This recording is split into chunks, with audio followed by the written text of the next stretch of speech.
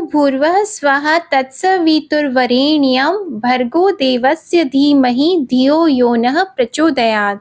आप सभी का हमारे चैनल आध्यात्मिक सागर में हार्दिक स्वागत है। आज शुक्रवार को सुनिए आप शुक्रवार व्रत कथा। कथा प्रारंभ। एक बुढ़िया थी और उसके 7 बेटे थे। 6 बेटे कमाने वाले थे और एक बेटा निकम्मा था। बुढ़िया माँ 6 पुत्रों की रसोई बनाती, भोजन कराती और पीछे से जो कुछ बचता वो 7वें पुत्र को दे देती। परंतु वह बड़ा भोला भाला था, मन में कुछ विचार नहीं करता था। एक दिन वह अपनी बहू से बोला, देखो मेरी माता का मुझ पर कितना प्रेम है। वह बोली, क्यों नहीं, सबका झूठा बचा हुआ तुमको खिलाती है। वह बोला, ऐसा भी हो सकता है क्या? मैं जब तक आंखों से न देखूं मान नहीं सकता। बहू ने हंसकर कहा, देख लोगे तब तो मानोगे। कुछ दिन बाद बड़ा त्योहार आया। घर में 7 प्रकार के भोजन और चूरमा के लड्डू बने। वह जांचने को सर के दर्द का बहाना कर पतला कपड़ा सिर पर ओढ़कर रसोई घर में सो गया और कपड़े में से सब देखता रहा। 6 भाई भोजन करने आए। उसने देखा माँ ने उनके लिए सुंदर सुंदर आसन बिछाए, 7 प्रकार की रसोई परोसी। वह आग्रह करके जिमाती रही, वह देखता रहा।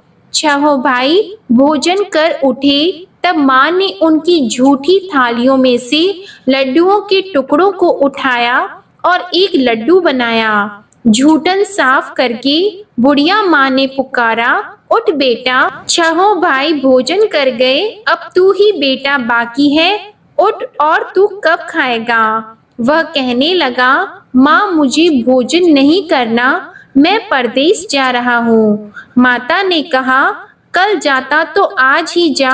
वह बोला, हाँ हाँ आज ही जा रहा हूँ। यह कहकर वह घर से निकल गया। चलते समय उसे बहू की याद आई। वह गौशाला में कंडे थाप रही थी। वह उसे जाकर बोला कि मेरे पास तो कुछ नहीं है, यह अंगूठी है, सो ले लो और अपनी कुछ निशानी मुझे दे दो। वह बोली कि मेरे पास क्या है, यह गोबर भरा हाथ है। यह कहकर उसकी पीठ में गोबर के हाथ की थाप मार दी और वह चल दिया। चलते चलते दूर देश में पहुंचा। वहां पर एक साहूकार की दुकान थी। वहां जाकर बोला, भाई मुझे नौकरी पर रख लो। साहूकार को नौकर की जरूरत थी। साहूकार उससे बोला, तू नौकरी पर रह जा। लड़के ने पूछा, तनख्वाह क्या रहेगी? साहूकार ने कहा, काम देखकर दाम मिलेंगे। साहूकार की नौकरी मिल गई। वह सवेरे 6 बजे से रात्रि 12 बजे तक नौकरी करने लगा। कुछ दिनों में दुकान का लेन देन, हिसाब किताब, ग्राहकों को माल बेचना, सारा काम करने लगा। साहूकार के 7-8 नौकर थे। वे सब चक्कर खाने लगे कि यह नया नौकर बहुत होशियार बन गया है। सेठ ने भी काम देखा और 3 महीने के अंदर ही उसे मुनाफे का साझीदार बना लिया। 12 वर्ष में वह नामी सेठ बन गया और मालिक सारा कारोबार उस पर छोड़कर बाहर चला गया। अब बहू पर क्या बीती वह सुनो। सास ससुर उसे दुख देने लगे। सारी गृहस्थी का काम करा के उसे लकड़ी लेने जंगल में भेजते। इस बीच घर की रोटियों के आटे से भी जो भूसी निकलती उसकी रोटी बनाकर रख दी जाती और फूटे नारियल की नरेली में पानी। इस तरह दिन बीतते रहे। एक दिन वह लकड़ी लेने जा रही थी कि रास्ते में बहुत सी स्त्रियां संतोषी माता का व्रत करती दिखाई दी। वहां यह खड़ी होकर कहने लगी, बहनों, यह तुम किस देवता का व्रत करती हो और इसके करने से क्या फल होता है? इस व्रत के करने की क्या विधि है? यदि तुम अपने इस व्रत का विधान मुझे समझाकर कहोगी तो मैं तुम्हारा बड़ा एहसान मानूंगी। तब उनमें से एक स्त्री बोली, सुनो, यह संतोषी माता का व्रत है। इसके करने से निर्धनता दरिद्रता का नाश होता है, लक्ष्मी आती है, मन की चिंताएं दूर होती हैं, घर में सुख होने से मन को प्रसन्नता और शांति मिलती है। निपुत्री को पुत्र मिलता है, प्रीतम बाहर गया हो तो शीघ्र आता है, कुंवारी कन्या को मन पसंद वर मिलता है, राजद्वार में बहुत दिनों से मुकदमा चलता हो तो वह भी खत्म होता है, कलह क्लेश की निवृत्ति हो, सुख शांति हो, घर में धन जमा हो, पैसा जायदाद का लाभ हो और भी मन में जो कुछ कामना हो वह सब इस संतोषी माता की कृपा से पूरी होती है। स्त्री कहने लगी, 1.25 आने का गुड़ चना लेना, इच्छा हो तो 5.25 आने का लेना या 1.25 रुपए का भी, सहूलियत के अनुसार ही लेना, बिना परेशानी श्रद्धा और प्रेम से जितना भी बन सके सवाया लेना, 5.25 पैसे से 5.25 आने तथा इससे भी ज्यादा शक्ति और भक्ति के अनुसार ले लेना। हर शुक्रवार को निराहार रहकर कथा कहना और सुनना, इसके बीच क्रम टूटे नहीं, लगातार नियम पालन करते रहना। सुनने वाला कोई न मिले तो घी का दीपक जलाकर उसके आगे जल के पात्र को रखकर कथा कहना, परंतु नियम न टूटे। जब तक कार्य सिद्ध न हो नियम पालन करना और कार्य सिद्ध हो जाने पर व्रत का उद्यापन करना। 3 मास में माता फल पूरा करती है। यदि किसी के खोटे ग्रह हो तो भी माता 1 वर्ष में अवश्य कार्य सिद्ध करती हैं। कार्य सिद्ध होने पर ही उद्यापन करना चाहिए, बीच में नहीं करना चाहिए। उद्यापन में 2.5 सेर आटे का खाजा तथा इसी अनुसार से खीर तथा चने का साग बनाना। 8 लड़कों को भोजन कराना, जहाँ तक मिले देवर जेठ भाई बंधु कुटुंब के लड़के लेना, न मिले तो रिश्तेदारों और पड़ोसियों के लड़के बुलाना, उन्हें भोजन कराकर यथाशक्ति दक्षिणा देना और माता का नियम पूरा करना। उस दिन घर में कोई खटाई नहीं बनाना। यह सब सुनकर बुढ़िया की बहू वहां से चल दी। रास्ते में लकड़ी के बोझ को बेच दिया और उन पैसों से गुड़ चना लेकर माता के व्रत की तैयारी करने लगी। आगे चली और सामने मंदिर है। यह सुनकर माता के मंदिर में जाकर माता के चरणों में लौटने लगी। इसके बाद वह माँ से विनती करने लगी कि हे माँ, मैं निपट मूर्ख हूँ, व्रत के नियम कुछ नहीं जानती हूँ, मैं बहुत दुखी हूँ। हे माता जग जननी, मेरा दुख दूर करो, मैं आपकी शरण में हूँ। माता को दया आई। एक शुक्रवार बीता कि दूसरे शुक्रवार को ही इसके पति का पत्र आया और तीसरे को उसका भेजा हुआ पैसा भी आ पहुंचा। यह देखकर जेठानी मुंह सिकोड़ने लगी। इतने दिनों में इतना पैसा आया, इसमें क्या बढ़ाव है। लड़के ताने देने लगे कि काकी के पास अब पत्र आने लगे, रुपए आने लगा, अब तो काकी की खातिर बढ़ जाएगी, अब तो काकी बुलाने से भी नहीं बोलेगी। बेचारी सरलता से यह कहती है कि भैया पत्र आएगा, रुपए आएंगे तो हम सबके लिए अच्छा है। ऐसा कहकर आंखों में आंसू भरकर संतोषी माता के मंदिर में आकर मातेश्वरी के चरणों में गिरकर रोने लगी। माँ, मैंने तुमसे पैसा नहीं मांगा, मुझे पैसे से क्या काम है, मुझे तो अपनी सुहाग से काम है, मैं तो अपने स्वामी की दर्शन और सेवा मांगती हूँ। तब माता ने प्रसन्न होकर कहा, जा बेटी, तेरा स्वामी आएगा। यह सुनकर खुशी से वह बावली होकर घर जाकर काम करने लगी। अब संतोषी माँ विचार करने लगी, इस भोली पुत्री से मैंने कह तो दिया कि तेरा पति आएगा, पर आएगा कहाँ से, वह तो इसे स्वप्न में भी याद नहीं करता। इसे याद दिलाने तो मुझे ही जाना पड़ेगा। इस तरह माता उस बुढ़िया के बेटे के पास जाकर स्वप्न में प्रकट होकर कहने लगी, साहूकार के बेटे, सोता है या जागता है? वह कहता है, माता सोता भी नहीं हूँ, जागता भी नहीं हूँ, बीच में ही हूँ, कहो क्या आज्ञा है?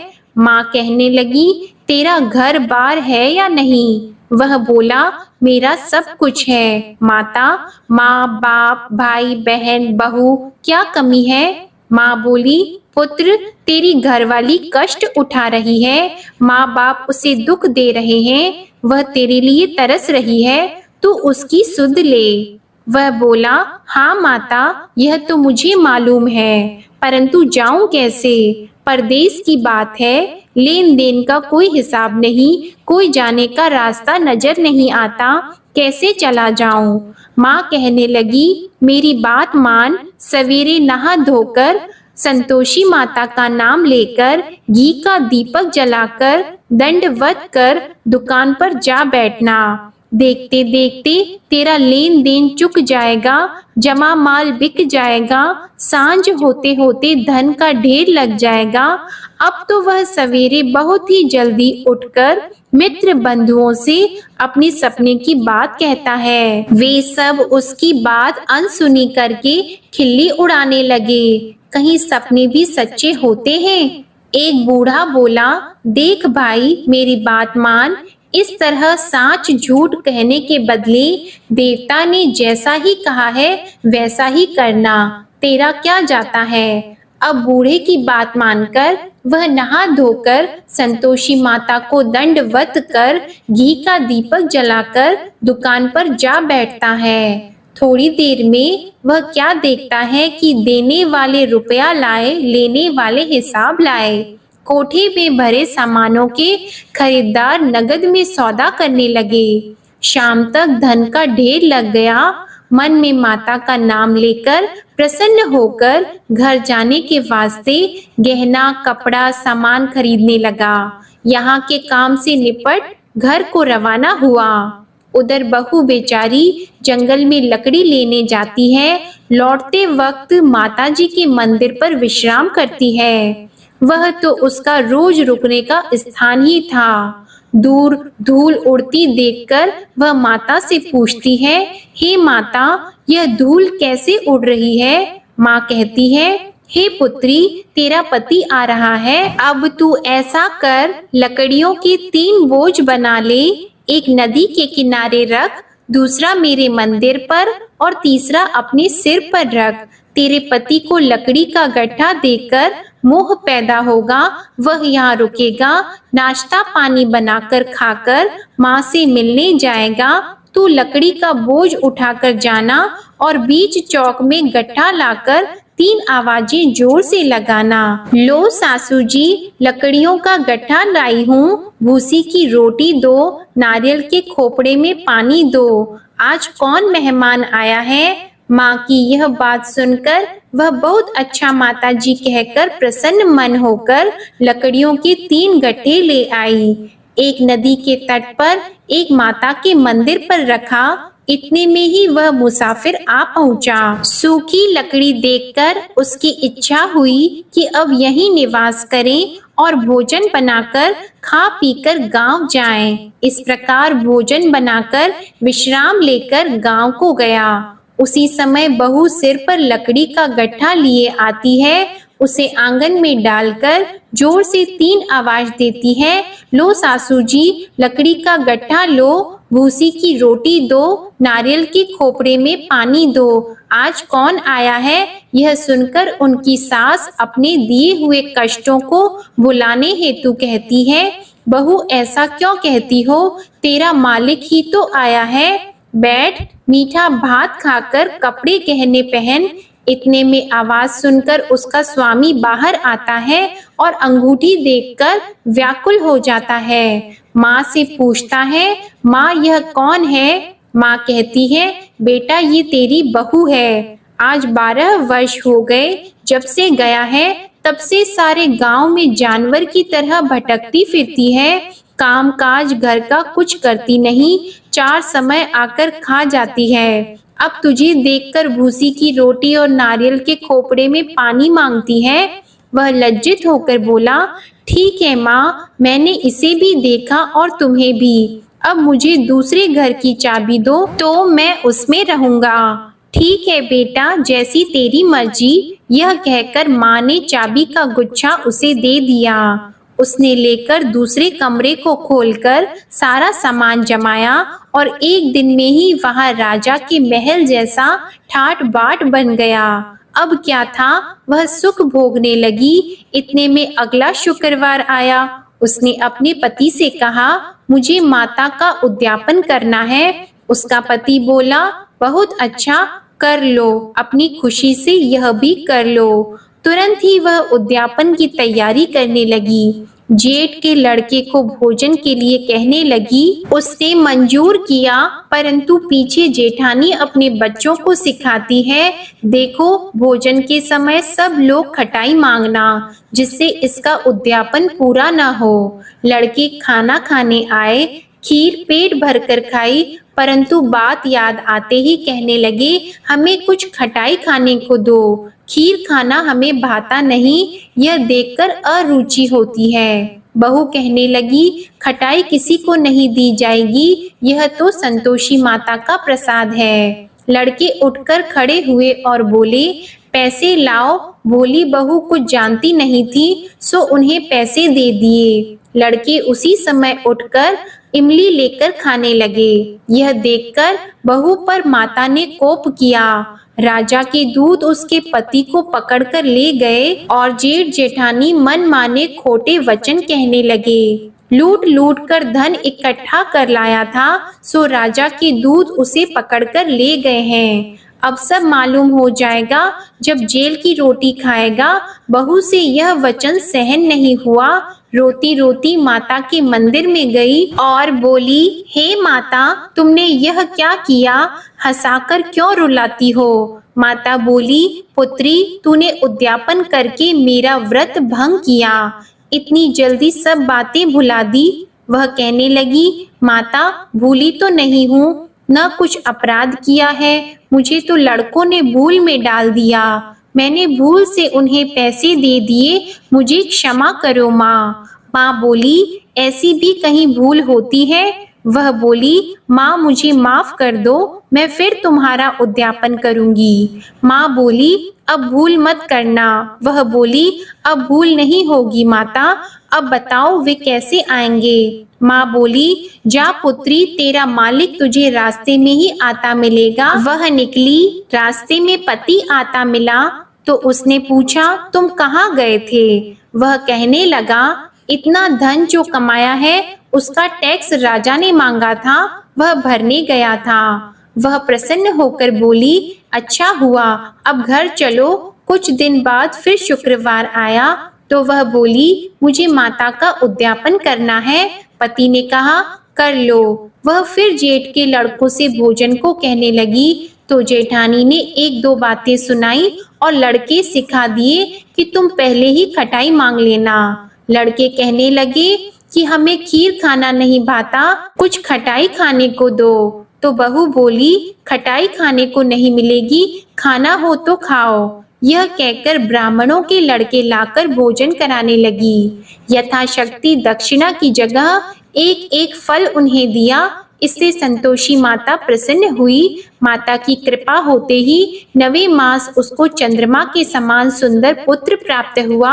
वह पुत्र को लेकर प्रतिदिन माता जी के मंदिर को जाने लगी। माँ ने सोचा कि यह रोज आती है, आज क्यों न मैं ही इसके घर चलूं, इसका आसरा देखूं तो सही। यह विचार कर माता ने भयानक रूप बनाया। गुड़ और चने से सना मुख, ऊपर से सूंड के समान होठ, उस पर मक्खियां भिनभिना रही हैं।